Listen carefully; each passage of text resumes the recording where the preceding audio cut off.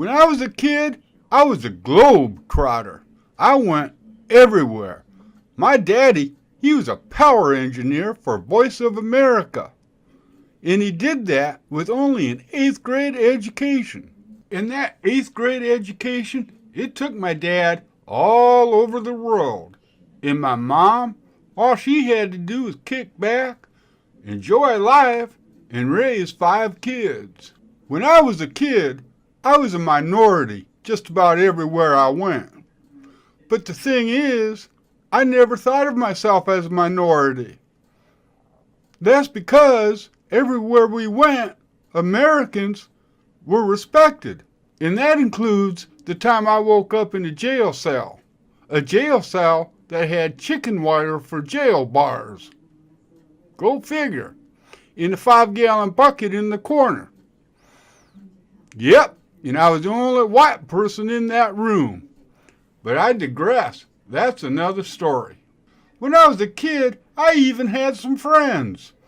German, Spanish, Filipino, it didn't matter. Africans, Americans, Europeans, Asians, we was all friends. When I was a kid, I went to school.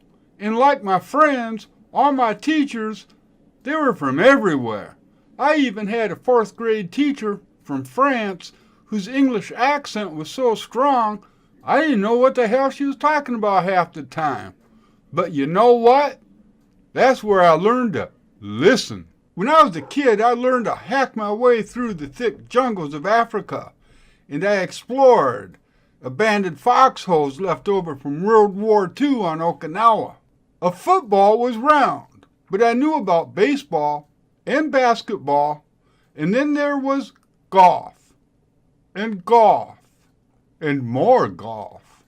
My daddy, along with some friends, hacked a 9-hole golf course right smack out of the African jungle. When I was a kid, I did things that maybe I shouldn't have done.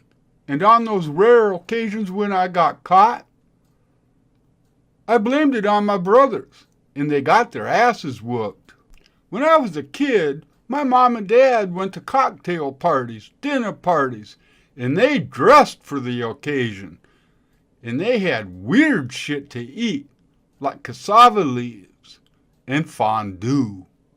Yep, I had it good growing up as a kid, especially compared to my mom and dad, who had to work long and hard on their family farms.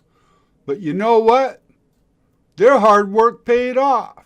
When I was a kid, every now and then, my old man, he'd take me to work for him. And every once in a while, he'd pull me aside, and he'd say to me, "Do what I do. Work hard, and it'll all work out when you get old and you're ready to retire." So I went and I got my first job when I was about 11 or 12, and I never looked back. 50 years later, I'm still working. And it ain't gonna be all right. Damn, I wish I was still a kid. Hey, thanks for watching When I Was a Kid. All true stories, promise. Yeah, I had a really crazy, wild childhood, man. I went a lot of places, saw a lot of things, did a lot of things that most people never ever will get a chance to do. Geez. One of the reasons I did this video is I wanted to give everybody a little bit of information about who I am. I wanted you to know who I am, where I've been, the kind of person I am. Maybe understand a lot of my liberal views are because of my upbringing. I know how lucky we have it here in this country. And I'm kind of reflective because today is November 11th, Veterans Day.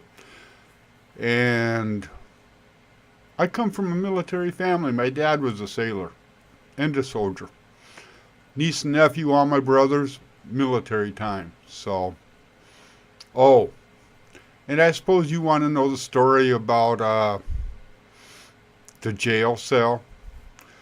It was the night before New Year's Eve, I think, I was downtown Monrovia, Liberia, drinking, and had a hotel room downtown. Came back, kind of plowed, kind of, no, okay, not kind of, I was really shit-faced, I remember that. And my hotel door was locked. Now, when I say hotel door, it was a flimsy friggin' door.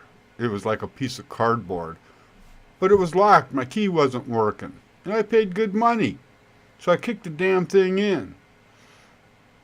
Bad mistake. Bad mistake because some Lebanese high-ranking political official was screwing some woman in the bed, man. And he just like freaked out.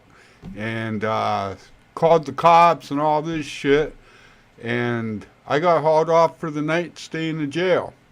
Of course, as soon as I got to the jail, I called the American Embassy. And, you know, they knew who I was. They knew who my reputation was. Usually they'll come get you.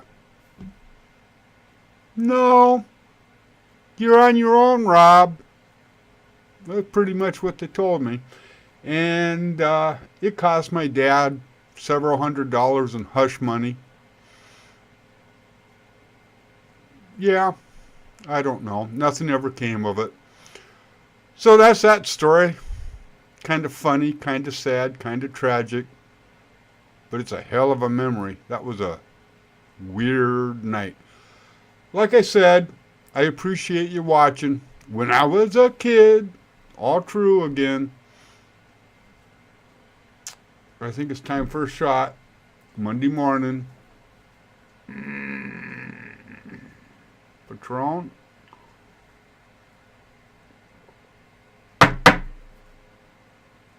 Peace out. Sub, comment, like, do all that cool shit. Always appreciated. Yes.